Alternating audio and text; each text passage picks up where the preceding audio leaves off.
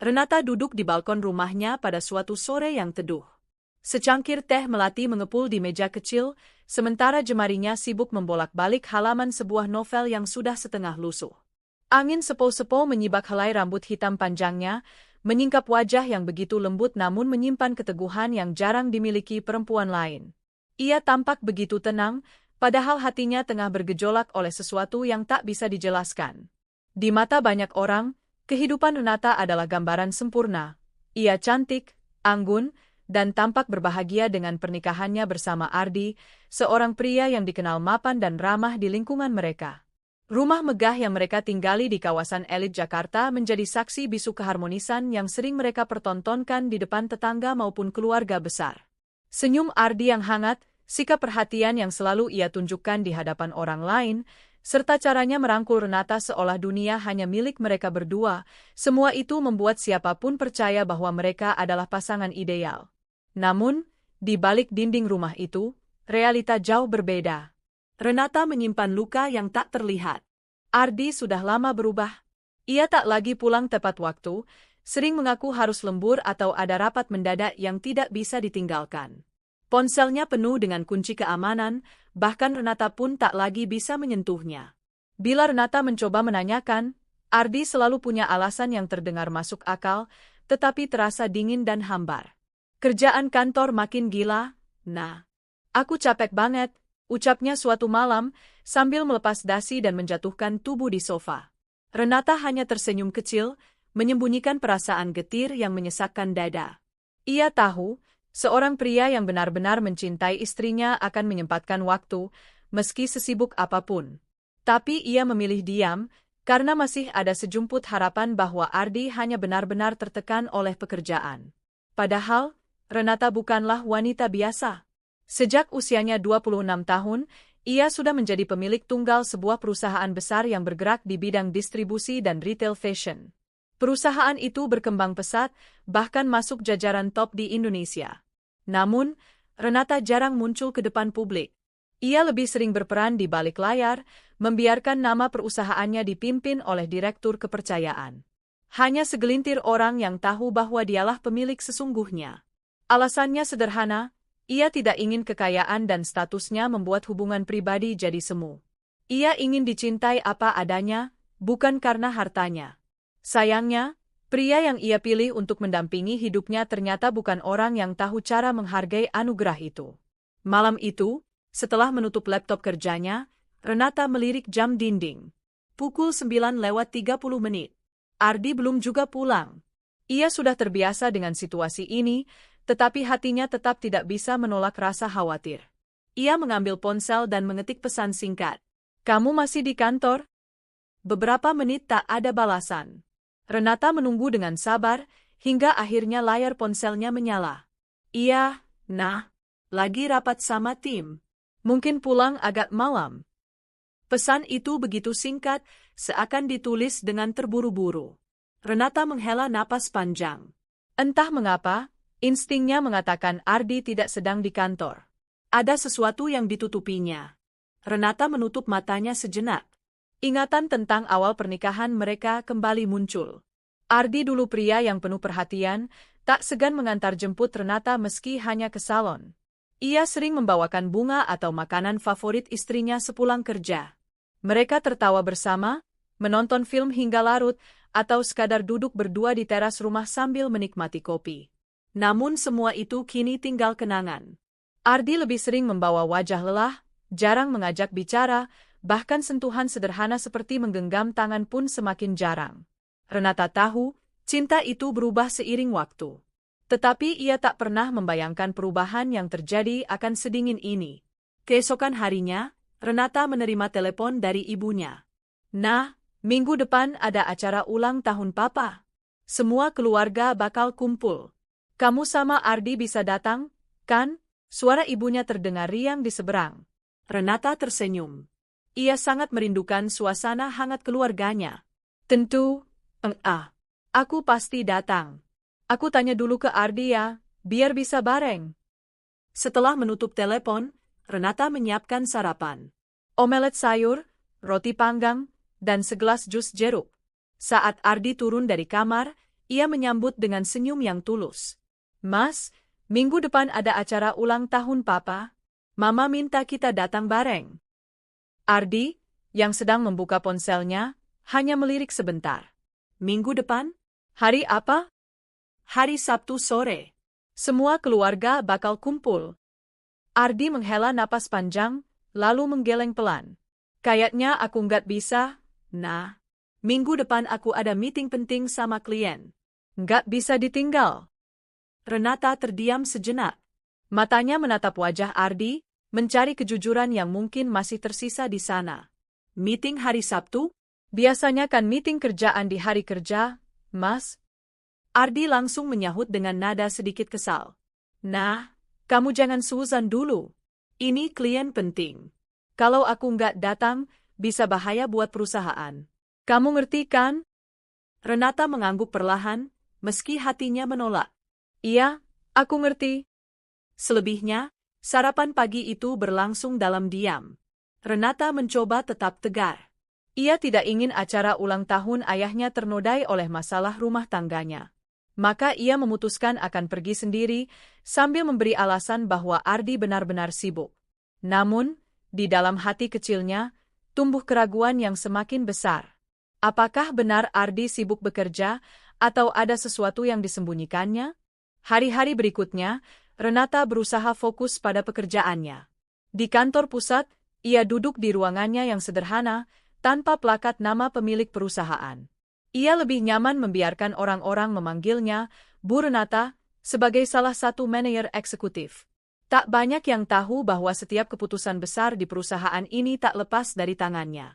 Bu, laporan keuangan kuartal ini sudah siap. Bisa ditandatangani, ujar sekretarisnya. Renata menatap sekilas, lalu membubuhkan tanda tangan. Ia bukan hanya pemilik, tapi juga orang yang teliti dalam setiap detail. Namun, meski tenggelam dalam pekerjaan, pikirannya tetap sering kembali pada Ardi. Malam-malamnya kini terasa panjang. Ranjang yang mereka bagi seolah menjadi jurang pemisah.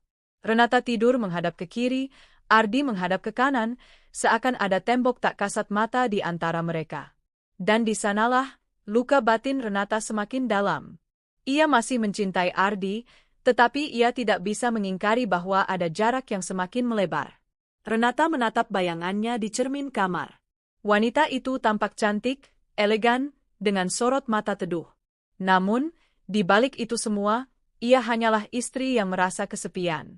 Kenapa harus begini, Mas? Apa aku sudah nggak cukup buat kamu? Bisiknya lirih, hampir tak terdengar. Seminggu menjelang acara keluarga, Renata memantapkan hati. Ia akan tetap datang, meski tanpa Ardi. Ia sudah terbiasa menjadi perempuan kuat. Namun, tanpa ia tahu, rencana Tuhan sedang menyiapkan sesuatu yang jauh lebih mengejutkan. Sesuatu yang akan membuka matanya sepenuhnya tentang siapa Ardi sebenarnya. Dan sesuatu yang akan mengubah hidupnya selamanya.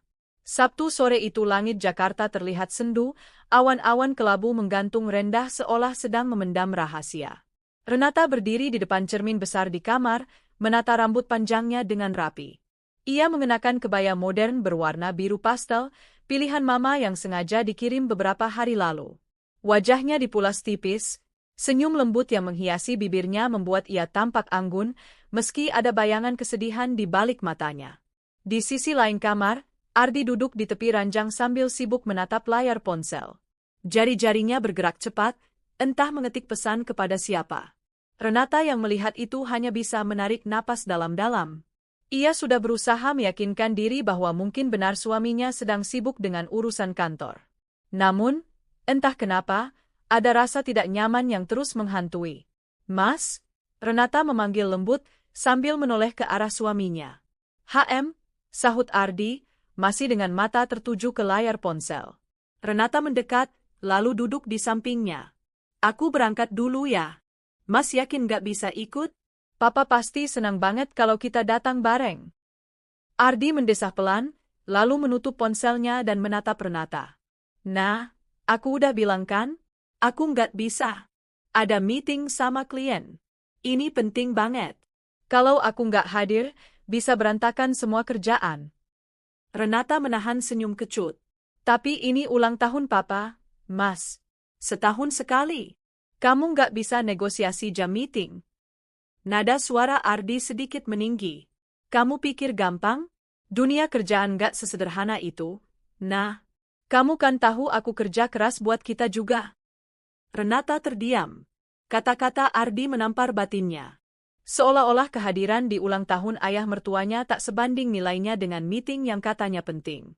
Ya sudah, kalau memang Mas nggak bisa, aku berangkat sendiri. Renata akhirnya mengalah. Ia tahu percuma memperpanjang perdebatan. Ardi hanya mengangguk singkat, lalu kembali sibuk dengan ponselnya. Renata berdiri, meraih tas tangan, lalu berjalan keluar kamar dengan hati yang terasa lebih berat dari sebelumnya. Di dalam mobil, Renata berusaha menenangkan diri. Musik lembut mengalun dari radio, tapi hatinya tetap gelisah. Ia mencoba mengingat kembali sikap Ardi belakangan ini. Terlalu banyak tanda-tanda yang membuatnya ragu. Pulang larut malam, ponsel yang tak pernah lepas dari tangan, sikap dingin, bahkan seringnya ia menolak untuk menemani Renata ke acara-acara keluarga. Kenapa ya, Mas? Apa benar kamu cuma sibuk kerja? Atau ada yang lain? Bisiknya lirih, seolah bertanya pada dirinya sendiri. Mobil terus melaju menuju rumah orang tuanya. Renata memaksa dirinya tersenyum ketika menyapa satpam yang membuka gerbang, lalu masuk ke halaman rumah besar bergaya klasik itu. Nah, akhirnya datang juga. Mama langsung menyambut hangat, memeluk Renata erat. Renata membalas pelukan itu dengan tulus. Maaf, Emma, aku datang sendirian. Mas Ardi nggak bisa ikut, ada meeting katanya. Wajah Mama seketika berubah sedikit kecewa, meski tetap berusaha tersenyum.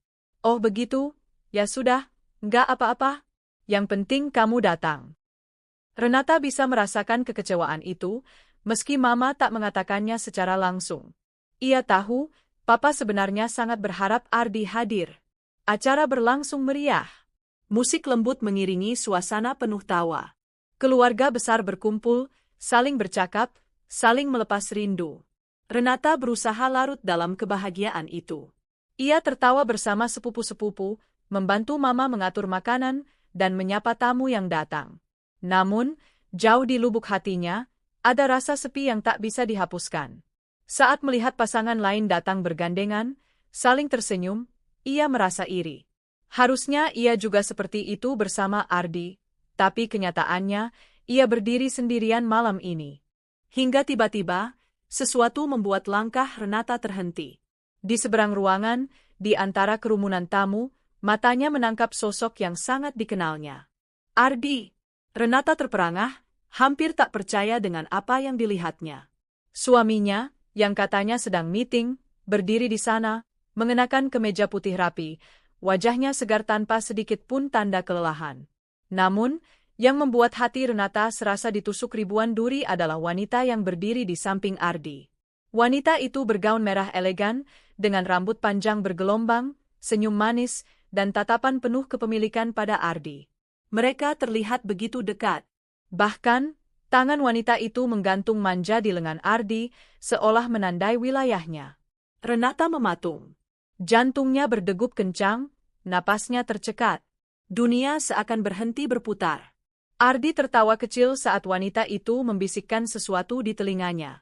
Lalu, mereka melangkah bersama ke arah meja hidangan, sama sekali tidak menyadari tatapan Renata yang membara dari kejauhan. Hatinya hancur. Jadi, ini alasan sebenarnya Ardi menolak datang bersamanya? Karena ia ingin datang bersama wanita itu? Renata merasakan gelombang emosi, marah, sedih, kecewa, semuanya bercampur menjadi satu. Namun, ia tidak bergerak. Ia tidak berteriak. Ia tidak membuat keributan. Ia hanya berdiri diam, menyembunyikan tangis yang hampir pecah. Mama menghampiri, menarik tangan Renata lembut. Nah, kamu nggak apa-apa? Kau pucat? Renata buru-buru menarik napas panjang, memaksa tersenyum. Aku nggak apa-apa, Emma. Cuma agak pusing. Mama menatap heran, tapi tidak bertanya lebih lanjut. Sementara itu, Renata mencoba menghindar dari kerumunan. Ia melangkah ke halaman belakang rumah, mencari udara segar. Tangannya gemetar ketika ia meraih ponsel dari tas. Ia ingin sekali menelpon Ardi saat itu juga, menanyakan pengkhianatan yang baru saja ia lihat dengan mata kepala sendiri. Namun, jemarinya berhenti. Tidak. Ia sadar, emosi sesaat hanya akan memperburuk keadaan. Renata menghapus air mata yang jatuh, lalu berdiri tegak. Dalam hatinya, ia berbisik. Baiklah, Mas. Kalau ini yang kamu pilih, aku akan tunjukkan bahwa aku bukan perempuan lemah yang bisa kamu permainkan. Kamu akan menyesali semua ini. Renata kembali ke ruangan pesta dengan wajah yang sudah ia tenangkan. Ia berbaur dengan keluarga, menyapa para tamu, bahkan tertawa kecil seolah tak terjadi apa-apa. Dari kejauhan, ia masih bisa melihat Ardi bersama wanita itu. Mereka tampak bahagia, seakan lupa bahwa ada seorang istri yang seharusnya berdiri di sisi Ardi. Namun, Renata kini sudah berbeda. Ia tidak lagi sekadar istri yang terluka. Di dalam dirinya, perlahan tumbuh tekad untuk membalas. Bukan dengan teriakan, bukan dengan air mata, tetapi dengan cara yang halus, elegan, dan mematikan. Dan malam itu, tanpa Ardi sadari, permainan baru saja dimulai. Suasana pesta keluarga malam itu masih dipenuhi tawa dan percakapan hangat. Namun, bagi Renata, semua suara seakan hanya bergema tanpa arti. Di matanya, hanya ada satu pemandangan yang mengoyak hatinya, Ardi, suaminya, yang berdiri mesra dengan wanita lain. Wanita itu, Maya, begitu ia dengar beberapa sepupu menyebut namanya, tampak begitu percaya diri. Gaun merahnya menyala di bawah lampu gantung kristal, senyum manisnya menempel di wajah, seolah ingin menunjukkan kepada semua orang bahwa dialah pasangan Ardi malam ini. Renata menelan ludah pahit. Tangannya yang menggenggam gelas jus bergetar halus. Seandainya ia menuruti emosinya, mungkin sudah sejak tadi ia melabrak mereka di tengah kerumunan. Namun, Renata bukan tipe perempuan yang mudah kehilangan kendali. Ia mengatur napas, mencoba menenangkan diri. Tidak sekarang, batinnya. Bukan di depan keluarga. Aku harus bijak. Aku harus cerdas. Renata memilih menjauh dari kerumunan, duduk di salah satu kursi kosong di sudut ruangan. Dari sana, ia bisa memperhatikan Ardi tanpa terlihat mencolok. Setiap gerak-gerik mereka ia rekam dalam ingatan. Saat Maya menyentuh lengan Ardi, saat Ardi tertawa kecil mendengar bisikan Maya, bahkan saat mereka saling berpandangan dengan tatapan yang terlalu intim untuk disebut sekadar teman kerja. Renata, kok sendirian di sini? Suara sepupunya, Dina, tiba-tiba mengagetkan. Renata tersenyum tipis. Iya, lagi istirahat sebentar. Ramai sekali di dalam. Dina ikut duduk, lalu berbisik sambil melirik ke arah Ardi. Kamu kenal sama perempuan itu? Yang sama Mas Ardi. Jantung Renata berdetak lebih cepat. Ia pura-pura tidak paham. Perempuan yang mana? Dina mencondongkan tubuh. Yang pakai gaun merah. Cantik sih, tapi caranya dekat sama Mas Ardi, aku sampai salah tingkah lihatnya. Dia siapa sih? Renata meneguk ludah. Aku juga nggak tahu, jawabnya pelan. Dina mengernyit. Aneh ya. Mas Ardi bilangnya nggak bisa datang karena meeting, tapi kok malah ada di sini. Dan sama, dia. Kata-kata itu seperti pisau yang menusuk dada Renata. Ia sudah tahu kebenarannya, tapi mendengarnya dari mulut orang lain membuat luka itu semakin perih. Nah, Dina menggenggam tangan Renata, menatapnya penuh simpati. Aku nggak tahu apa yang terjadi, tapi kamu kuat, kan? Renata menatap balik, menahan air mata yang hampir jatuh. Ia tersenyum tipis. Aku harus kuat. Setelah beberapa saat, Ardi akhirnya menyadari keberadaan Renata di ruangan itu. Wajahnya menegang, jelas kaget. Ia buru-buru melepas tangan Maya yang menggantung di lengannya, lalu melangkah cepat mendekati Renata. Nah, kamu di sini? Suaranya terdengar gugup. Renata menoleh perlahan, menatapnya dengan mata yang tenang tapi menusuk. Iya, aku di sini. Harusnya aku yang tanya, Mas, kamu, kenapa bisa di sini? Ardi terlihat salah tingkah. Aku, kebetulan ada urusan. Klien ngajak ke sini, aku nggak tahu kalau ini acara keluargamu. Renata tersenyum dingin. Kebetulan, klien? Dan itu, siapa?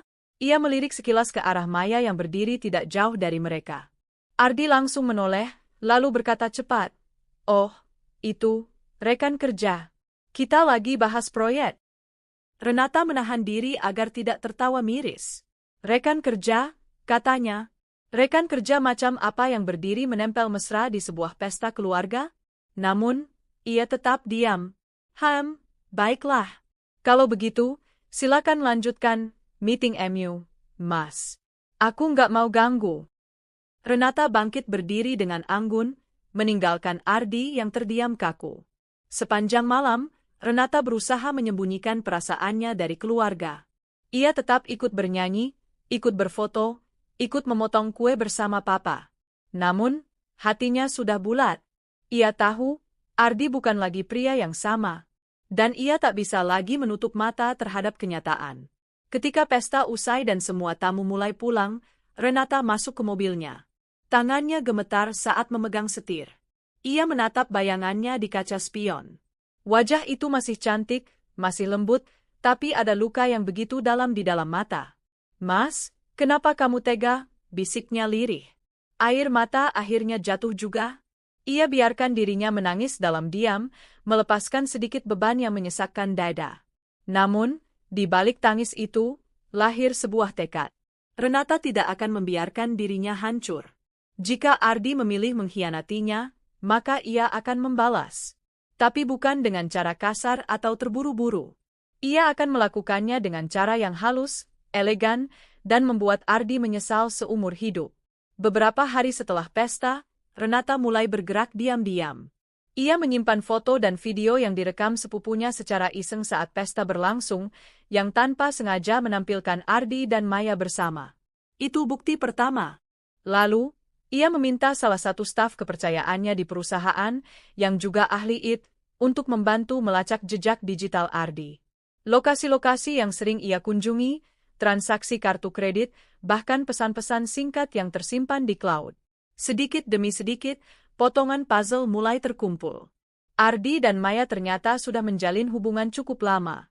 Mereka sering bertemu di hotel, restoran mewah, bahkan liburan singkat keluar kota dengan alasan dinas kerja. Renata menatap semua bukti itu dengan mata dingin. Tidak ada lagi keraguan. Suaminya benar-benar berselingkuh. Dan Maya, perempuan itu, tanpa rasa malu masuk ke dalam hidupnya, merebut tempat yang seharusnya hanya milik seorang istri. Malam itu, Renata berdiri di balkon rumah, sama seperti beberapa minggu lalu. Bedanya, kini hatinya tidak lagi dipenuhi kebingungan. Yang ada hanyalah luka dan tekad. "Baiklah, Mas. Kalau kamu pikir aku perempuan bodoh yang akan diam saja, kamu salah besar. Aku akan biarkan kamu menikmati permainanmu sebentar. Lalu aku akan pastikan, kamu dan dia hancur dengan sendirinya." Angin malam berhembus, membawa pergi sisa-sisa air mata yang jatuh di pipinya. Renata menegakkan tubuhnya, menatap ke langit kota Jakarta yang penuh lampu. Malam itu, lahirlah sosok baru dalam dirinya, seorang wanita yang bukan hanya korban, tapi juga pemain dalam permainan yang jauh lebih besar. Dan permainan itu baru saja dimulai. Malam itu, di dalam kamar yang temaram, Renata duduk di meja kerja kecilnya. Lampu meja menyinari wajahnya yang serius, matanya menatap layar laptop dengan penuh konsentrasi. Di hadapannya, file-file bukti perselingkuhan Ardi sudah tersusun rapi, foto, rekaman, hingga data transaksi. Setiap detailnya ia simpan dengan hati-hati, seolah sedang menyiapkan sebuah berkas rahasia untuk misi besar. Tangannya bergerak lincah, menyusun folder-folder dengan nama kode. "Semua ini akan berguna nanti, bukan sekarang. Aku tidak akan gegabah. Biarkan mereka merasa aman dulu." Di luar kamar, terdengar suara Ardi mendengkur halus. Pria itu tidur nyenyak, sama sekali tidak menyadari bahwa istrinya sudah mengetahui semuanya. Tidak menyadari bahwa tidur nyenyaknya malam ini mungkin adalah yang terakhir sebelum badai besar datang. Renata menutup laptop, lalu menatap suaminya dari jauh. Ada rasa sakit yang masih menyesakkan dada, tapi bersamaan dengan itu muncul rasa tenang. Tenang karena kini ia punya kendali. Ia bukan lagi istri yang terjebak dalam ketidakpastian. Ia adalah pemain utama dalam permainan ini. Keesokan harinya, Renata berangkat ke kantor lebih pagi dari biasanya. Gedung tinggi milik perusahaannya berdiri megah di pusat Jakarta, namun orang-orang tetap menganggapnya hanya salah satu manajer senior. Hanya segelintir direksi yang tahu siapa dia sebenarnya. Dan Renata menyukai itu. Di ruangannya, ia memanggil sekretaris kepercayaannya, Vira. Vira, aku butuh kamu untuk sesuatu. Tapi ini sifatnya pribadi. Bisa? Renata menatap langsung ke mata asistennya. Vira mengangguk tegas. Tentu, Bu. Apa yang bisa saya bantu? Renata tersenyum tipis. Aku ingin kamu cari tahu tentang seorang perempuan. Namanya Maya. Aku punya data sebagian, tapi aku ingin lebih lengkap. Latar belakang, pekerjaan, lingkaran pergaulan, bahkan keuangan kalau bisa. Vira terdiam sejenak, lalu mengangguk lagi. Baik, Bu. Beri saya beberapa hari. Saya pastikan semua informasinya lengkap. Renata menatap keluar jendela. Bagus. Aku butuh semua itu untuk langkah berikutnya. 3 hari kemudian, laporan lengkap sudah ada di meja Renata. Maya ternyata bukan siapa-siapa. Ia hanya seorang wanita ambisius yang bekerja di perusahaan pemasok kecil, perusahaan yang seringkali mengajukan kerjasama dengan milik Renata, tapi belum pernah benar-benar berhasil menembus pasar besar. Dalam laporan itu, Renata juga menemukan bahwa Maya punya banyak utang kartu kredit. Gaya hidup glamornya jauh melampaui penghasilannya. Semua tas branded, perhiasan, hingga liburan mewahnya sebagian besar ditopang dari sponsor, pria-pria yang dekat dengannya. Renata membaca semuanya dengan seksama, senyum dingin terukir di bibirnya. Jadi begini aslinya kamu, Maya? Sempurna. Aku tahu cara menjatuhkanmu. Langkah pertama Renata adalah menjebak Maya dalam lingkaran yang ia kendalikan. Melalui salah satu direktur, ia sengaja mengatur agar perusahaan Maya mendapat kesempatan besar mengikuti tender distribusi. Tentu saja Maya sangat bersemangat. Ia mengira keberuntungan sedang berpihak padanya. Beberapa minggu kemudian, Maya datang ke kantor pusat untuk presentasi. Renata sengaja tidak menampakkan diri, hanya mengawasi dari balik layar.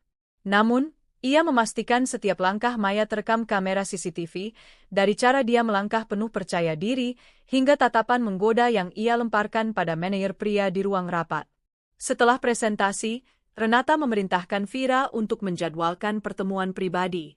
Hari itu, Maya masuk ke ruang rapat eksekutif. Ia tampak anggun dengan blazer putih, senyum profesional menghiasi wajahnya.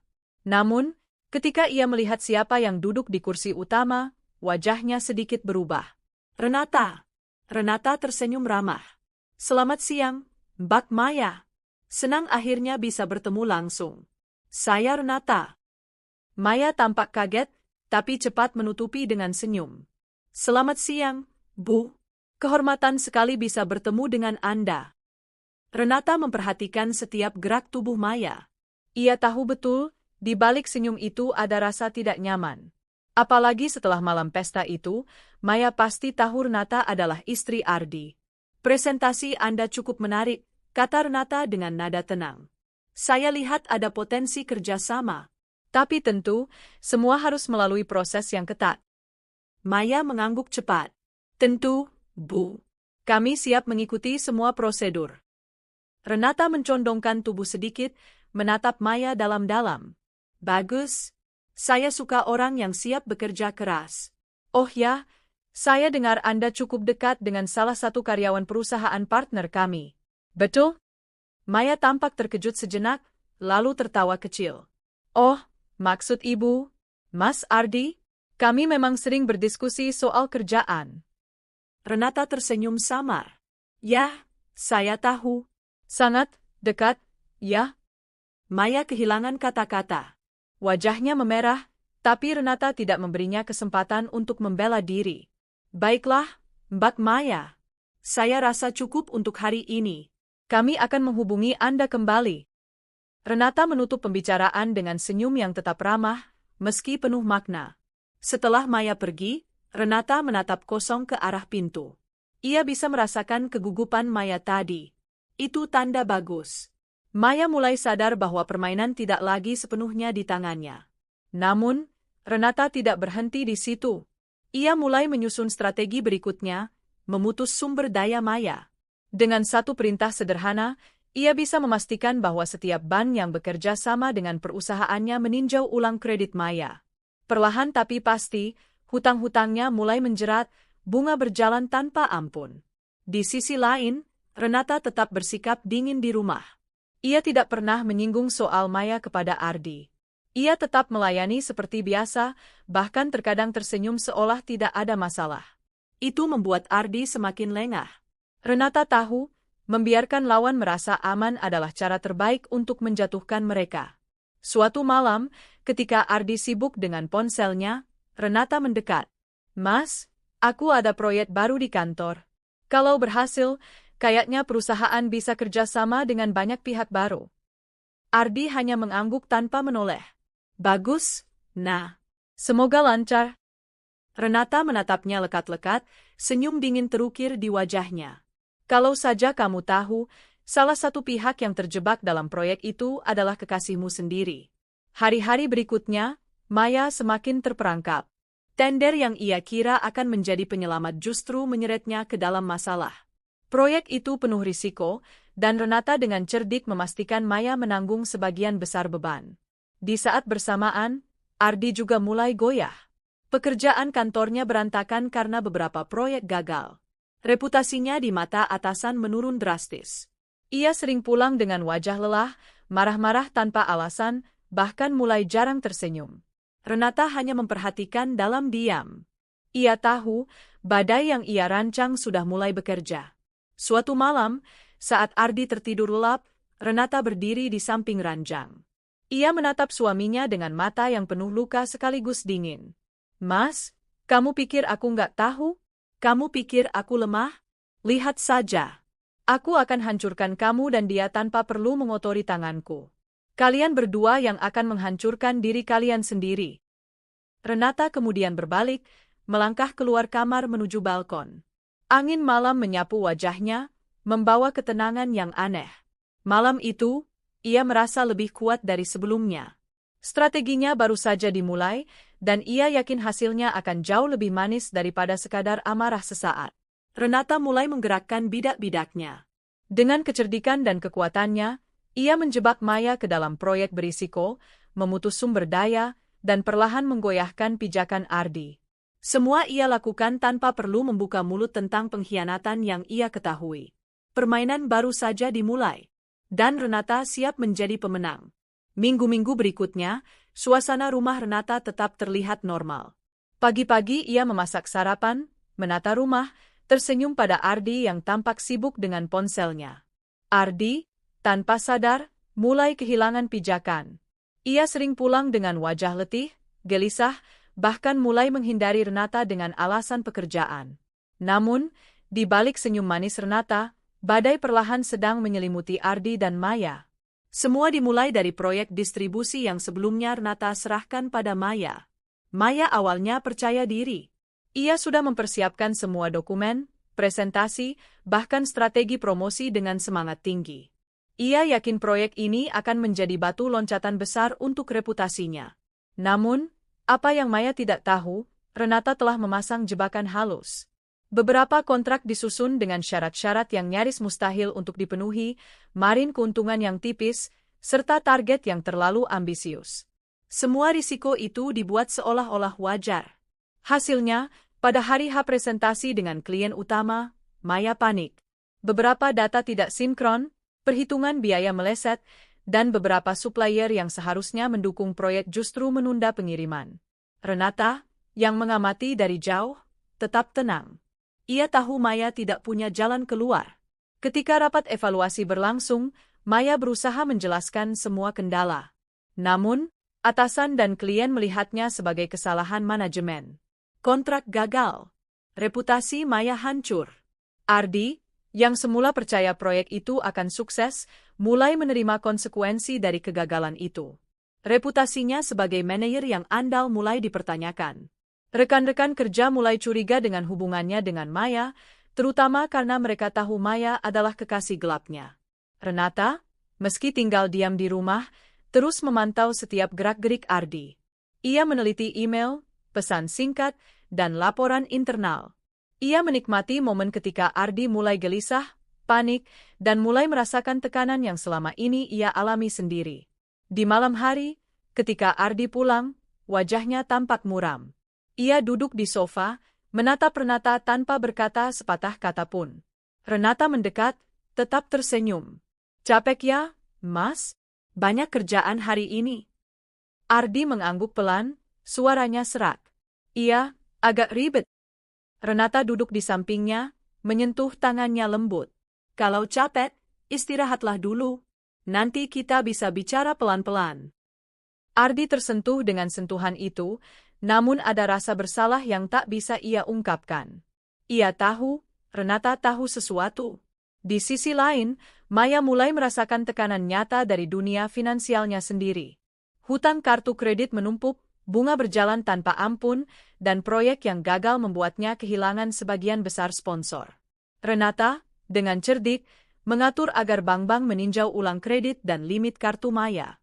Semua ini dilakukan secara legal, hanya dengan memanfaatkan pengaruhnya di dunia bisnis dan jejaring perusahaan. Maya, yang awalnya percaya diri dan flamboyan, mulai panik. Ia mencoba menghubungi Ardi untuk meminta bantuan, tapi Ardi sendiri mulai bingung menghadapi masalah pekerjaan dan tekanan reputasi. Renata menatap laporan perkembangan Maya dengan dingin. Senyumnya tipis, penuh kemenangan. Ini baru permulaan. Renata memutuskan untuk mengambil langkah berikutnya. Ia mengundang Maya ke sebuah kafe mewah dengan alasan membahas kemungkinan kerja sama baru. Maya datang dengan senyum lebar, berharap bisa mengamankan proyek baru yang akan menyelamatkan reputasinya. Namun, saat duduk di seberang Renata, ia merasakan ada aura berbeda dari perempuan itu. Renata memulai pembicaraan dengan tenang. "Maya, aku lihat proyek sebelumnya cukup menantangnya, tapi sayangnya hasilnya tidak sesuai harapan." Maya tersenyum kaku.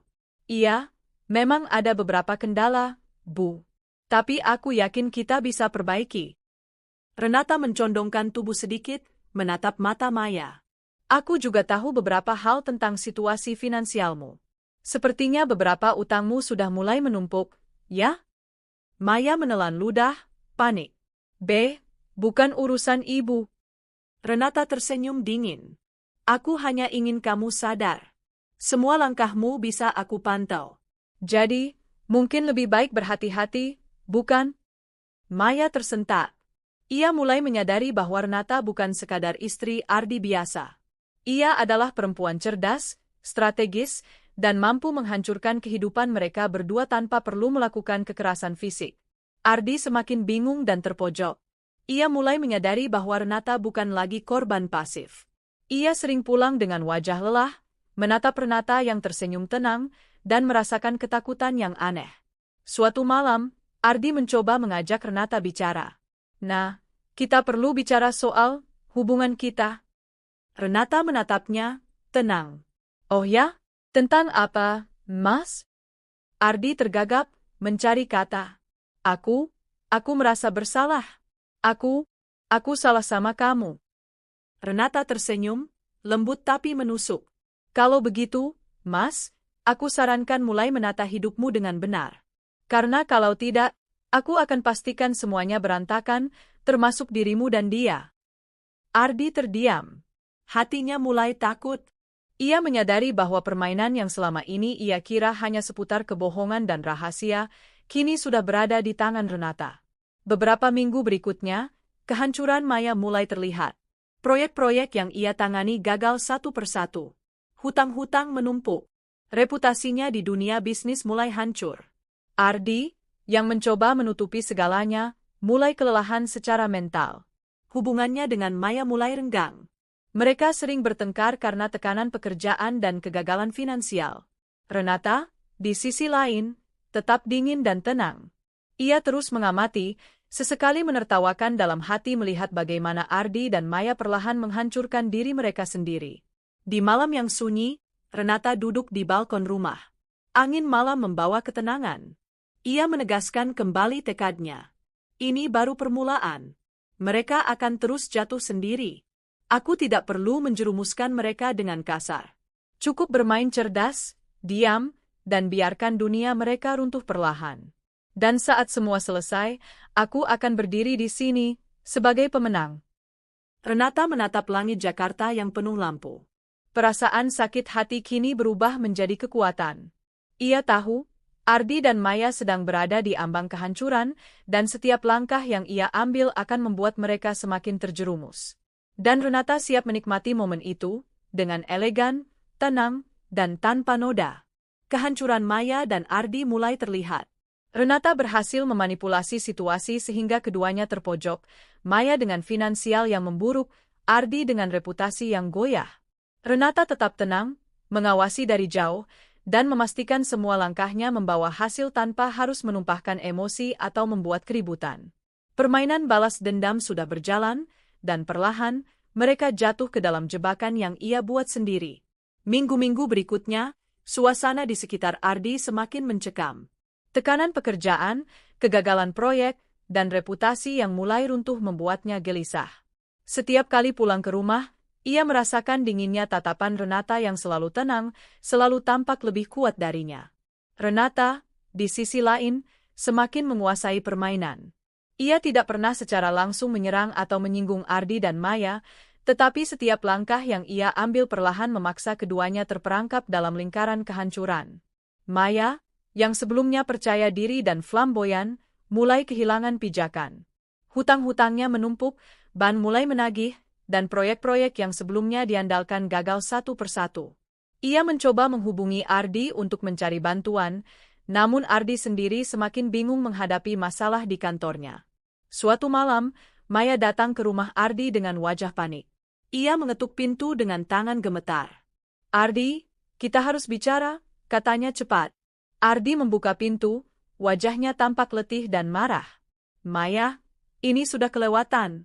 Semua proyek gagal, semua utang menumpuk, dan sekarang kamu datang lagi." Maya menunduk, mencoba menahan tangis. Aku nggak tahu harus bagaimana. Aku butuh bantuanmu. Aku nggak bisa menghadapi semuanya sendiri." Ardi menatapnya lekat-lekat, lalu menghela napas panjang. Ia mulai menyadari bahwa masalah yang mereka hadapi bukan lagi hanya masalah profesional, tapi sudah menyentuh hidup pribadi mereka. Ardi sendiri semakin terpojok. Di kantor, beberapa atasan mulai mempertanyakan profesionalismenya. Proyek-proyek yang gagal membuatnya terlihat tidak kompeten. Rekan-rekan kerja mulai menggosipkan hubungannya dengan Maya. Di rumah, Renata tetap tenang. Ia memasak, menata rumah, dan berinteraksi dengan Ardi seolah tidak terjadi apa-apa. Tatapannya yang dingin namun lembut membuat Ardi semakin merasa bersalah dan takut. Suatu malam, Ardi mencoba bicara dengan Renata. "Nah, aku tahu aku salah.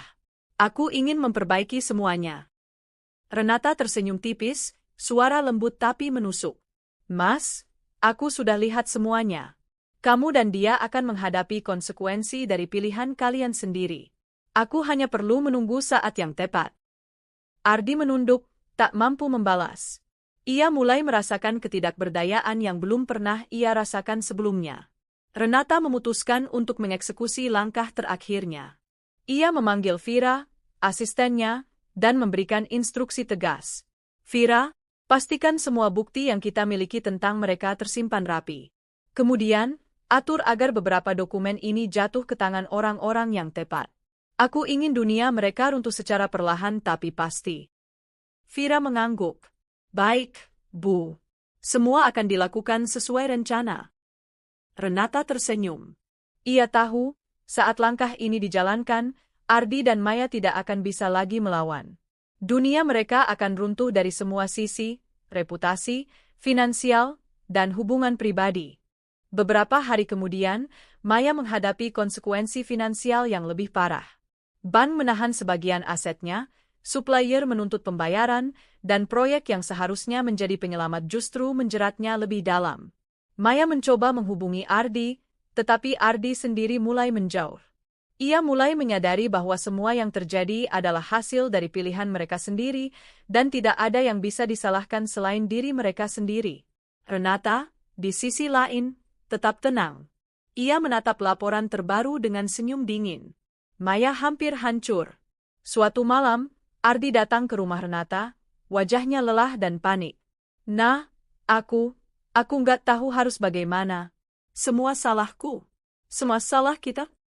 Renata menatapnya lekat-lekat, mata penuh ketenangan dan luka.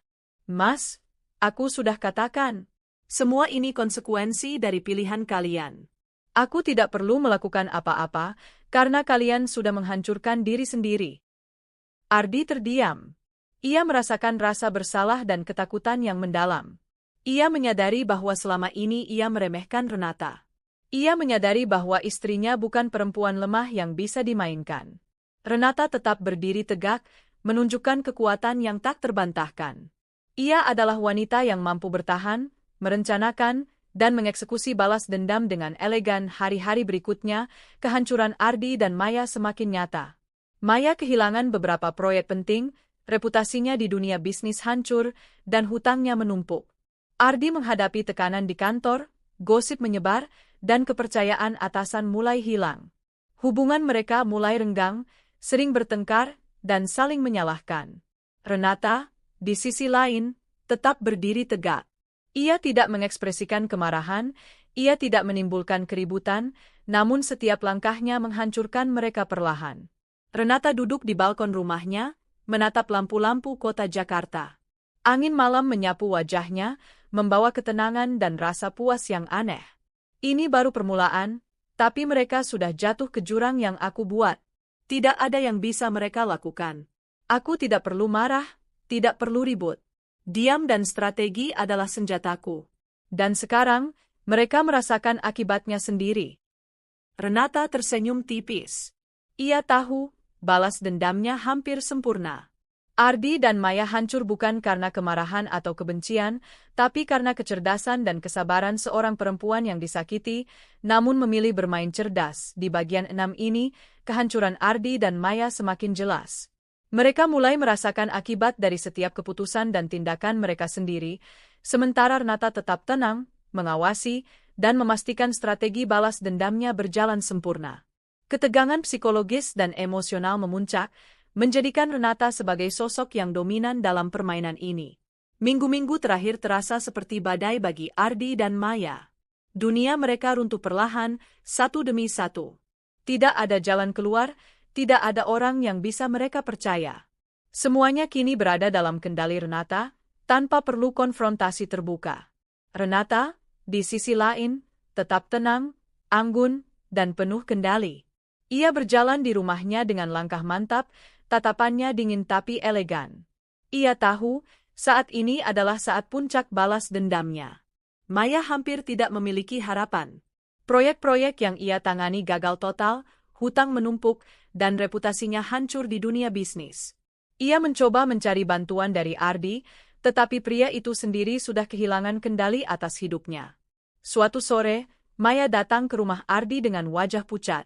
Ia menatap Ardi, matanya berkaca-kaca. Ardi, aku nggak tahu harus bagaimana lagi. Aku takut kehilangan semuanya, katanya lirih. Ardi menunduk, wajahnya penuh penyesalan. Aku juga nggak tahu, Maya. Aku merasa gagal. Kita berdua salah, dan sekarang, aku tak tahu apa yang harus dilakukan. Maya menunduk, air mata jatuh tanpa mampu ia tahan. Ia mulai menyadari bahwa semua yang ia impikan hanyalah ilusi. Semua kebahagiaan yang ia kira ia dapatkan hanyalah sementara. Dan semua itu runtuh karena strategi diam-diam Renata. Renata, tentu saja, tidak muncul. Ia membiarkan Maya dan Ardi menghadapi kehancuran mereka sendiri. Itu lebih menyakitkan, lebih efektif, dan jauh lebih elegan daripada bentrokan langsung. Ardi, yang sebelumnya merasa aman dengan rahasianya, kini merasa terpojok di semua sisi. Di kantor, beberapa proyek besar gagal, membuatnya kehilangan kepercayaan dari atasan dan kolega. Reputasinya hancur karena hubungan gelapnya dengan Maya mulai tersingkap secara tidak langsung di kalangan bisnis. Di rumah, Renata tetap dingin, tenang, dan tidak pernah menyinggung perselingkuhannya, tapi aura kekuatannya membuat Ardi selalu merasa terintimidasi. Suatu malam, Ardi duduk di sofa, menatap Renata. Nah, aku minta maaf. Aku tahu aku salah. Aku nggak tahu harus bagaimana lagi. Renata menatapnya dengan mata dingin tapi lembut. Mas, Semua ini konsekuensi dari pilihanmu sendiri. Aku tidak melakukan apa-apa, tapi dunia kalian runtuh karena kalian sendiri. Ardi menunduk, tidak mampu berkata-kata. Ia mulai merasakan rasa bersalah dan ketakutan yang mendalam. Sementara Ardi dan Maya hancur, Renata memantapkan posisinya. Ia kembali ke kantor, memimpin tim dengan penuh kepercayaan diri. Semua proyek yang ia tangani berjalan lancar, reputasinya meningkat, dan kekayaan serta pengaruhnya semakin terlihat, meskipun ia tetap hidup sederhana. Renata membuktikan bahwa ia tidak hanya cerdas secara emosional, tetapi juga profesional dalam dunia bisnis. Ia menatap masa depannya dengan tegas, memastikan bahwa tidak ada orang yang bisa lagi meremehkannya. Pada suatu hari, Maya, yang kini hampir kehilangan segalanya, secara tak sengaja bertemu Renata di lobi gedung perkantoran. Maya mencoba tersenyum, berharap bisa meminta bantuan atau setidaknya menunjukkan penyesalan. Renata menatapnya dengan dingin. Maya, kau lihat sendiri, kan? Dunia kalian runtuh. Aku tidak melakukan apa-apa, tapi kalian menghancurkan diri sendiri. Maya menunduk, kata-kata terhenti di tenggorokan. Ia merasa malu, terpojok, dan tak berdaya. Renata hanya tersenyum tipis, anggun, tapi penuh kekuatan. Renata berbalik dan melangkah pergi, meninggalkan Maya yang hancur di belakangnya. Saat itu, Maya menyadari sepenuhnya bahwa Renata bukanlah perempuan biasa. Renata adalah kekuatan yang harus dihormati, bukan dihadapi dengan tipu daya atau keberanian palsu. Hari-hari berikutnya, Ardi dan Maya semakin hancur. Hutang-hutang Maya semakin menumpuk, dan proyek-proyek yang ia tangani gagal total. Ardi menghadapi tekanan di kantor, kehilangan kepercayaan, dan mulai dijauhi rekan kerja. Hubungan mereka retak, sering bertengkar, dan saling menyalahkan. Renata tetap diam, menatap semua kehancuran itu dari jauh. Ia tidak perlu mengucapkan sepatah kata pun, karena tindakan dan strategi diam-diamnya sudah berbicara. Renata duduk di ruang kerja, menatap data dan laporan terakhir tentang Ardi dan Maya. Semua sesuai rencana. Semua jebakan yang ia pasang bekerja dengan sempurna. Ini yang mereka dapatkan. Aku tidak marah, aku tidak perlu ribut. Semua karena pilihan mereka sendiri. Elegan, tenang, tapi mematikan. Renata tersenyum tipis. Ia tahu, balas dendamnya sudah mencapai puncak. Ardi dan Maya hancur total, dan ia tetap berdiri tegak, cantik, cerdas, dan kuat. Dengan Ardi dan Maya yang sudah hancur, Renata kini bebas. Ia bisa memulai hidup baru, tanpa dihantui pengkhianatan, tanpa harus menahan sakit hati. Renata menatap dirinya di cermin. Wajahnya tetap cantik, matanya tetap lembut, tapi ada kekuatan baru yang terpancar.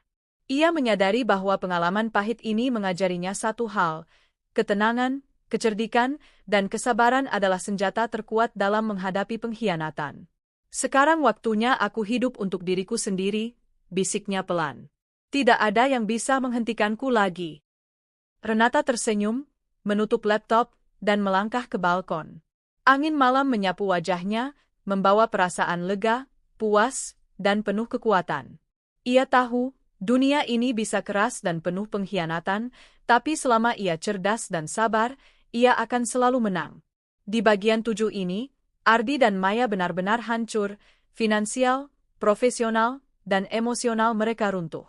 Renata mencapai puncak strategi balas dendamnya, diam, elegan, dan mematikan. Ia tidak hanya membalas, tetapi juga membuktikan kekuatannya sebagai seorang perempuan yang cerdas, tegas, dan tak tergoyahkan. Permainan berakhir, dan Renata berdiri sebagai pemenang. Hidupnya kini sepenuhnya berada di tangannya sendiri. Malam itu, Jakarta diguyur hujan deras. Rintik-rintik air mengetuk kaca jendela apartemen mewah yang kini ditempati Renata. Ia duduk di kursi rotan di balkon, ditemani secangkir teh hangat. Rambutnya dibiarkan terurai, wajahnya tanpa riasan, namun tetap terlihat anggun dan berwibawa. Sudah berbulan-bulan sejak momen kehancuran Ardi dan Maya. Kabar tentang keduanya sempat menjadi bisikan hangat di kalangan sosialita dan pebisnis. Maya terpuruk dalam jeratan hutang, nama baiknya lenyap, dan ia tak lagi terlihat di lingkaran yang dulu selalu ia banggakan. Sementara Ardi, lelaki itu kini hanya bayangan dari dirinya yang dulu. Karirnya hancur, rekan kerja menjauhinya, dan yang paling parah, harga dirinya tercabik-cabik oleh kenyataan bahwa ia telah kehilangan wanita yang sebenarnya paling berharga. Renata menarik napas panjang. Ia tidak pernah lagi melihat Ardi setelah pertemuan terakhir mereka, ketika pria itu memohon maaf dengan air mata, tapi tak lagi punya kuasa untuk memperbaiki apapun. Bagi Renata, semua sudah selesai. Awalnya, luka pengkhianatan itu terasa begitu dalam, seperti racun yang merayap ke seluruh tubuh. Ada malam-malam di mana Renata menangis diam-diam, berusaha memahami mengapa semua ini harus terjadi padanya. Ia sudah memberi segalanya, kesetiaan, cinta, bahkan waktu dan pengorbanan, namun yang ia terima justru pengkhianatan. Namun kini, luka itu berubah menjadi kekuatan.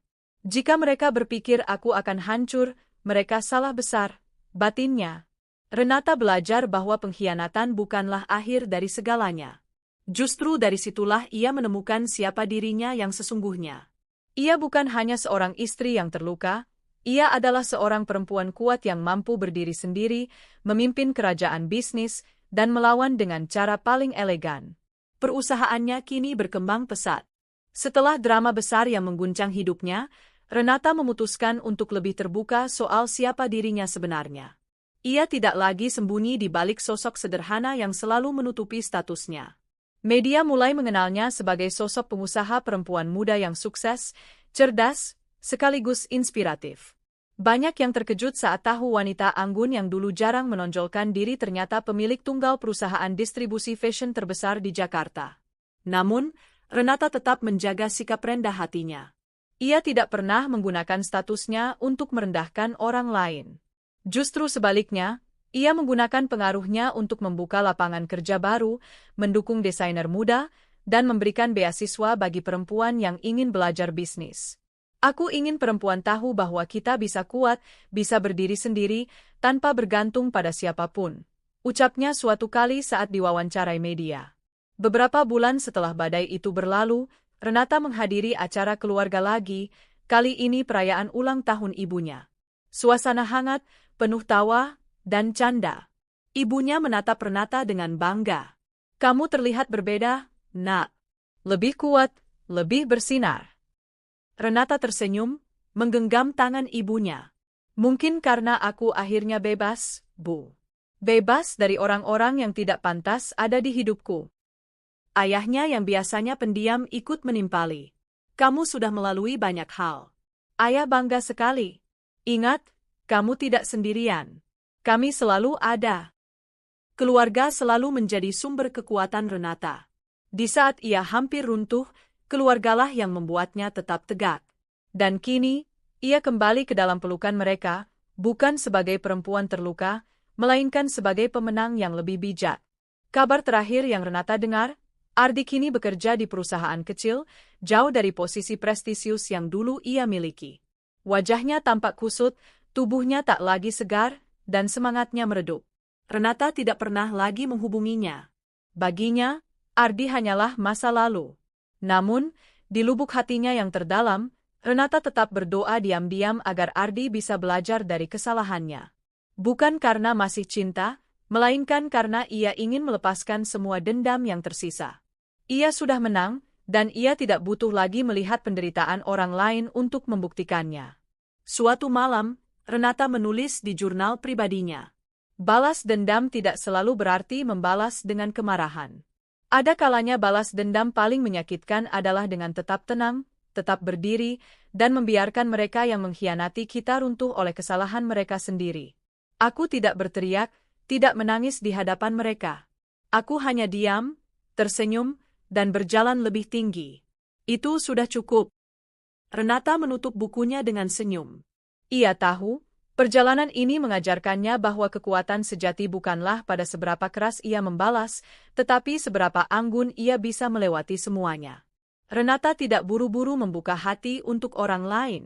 Ia sadar, perjalanannya masih panjang, dan yang paling penting sekarang adalah dirinya sendiri. Namun, ia juga tidak menutup kemungkinan bahwa suatu hari nanti, seseorang yang tulus akan datang. Sementara itu, ia memilih fokus pada hal-hal yang benar-benar membuatnya bahagia. keluarganya, sahabat-sahabat setia yang tidak pernah meninggalkannya, dan tentu saja, perusahaannya yang terus berkembang. Di balkon apartemennya, Renata menatap langit malam setelah hujan. Bintang-bintang mulai muncul, berkilau indah. Ia tersenyum. Aku sudah melalui badai. Kini saatnya menikmati langit yang cerah. Renata meneguk sisa tehnya, lalu bangkit berdiri. Ia berjalan ke dalam, menutup pintu balkon dengan tenang. Di dalam hati, ia merasa damai. Tidak ada lagi rasa sakit, tidak ada lagi amarah. Yang tersisa hanyalah keteguhan untuk menjalani hidup barunya dengan kepala tegak. Bagi dunia, ia adalah sosok perempuan sukses, kuat, dan cerdas. Bagi keluarganya, ia adalah anak dan saudara yang penuh kasih. Dan bagi dirinya sendiri, ia adalah Renata, perempuan yang pernah dikhianati, tapi bangkit lebih kuat, lebih indah, dan lebih berkuasa daripada sebelumnya. Malam itu, Renata tidur dengan senyum tipis di wajahnya. Untuk pertama kalinya setelah sekian lama, ia merasa benar-benar bebas.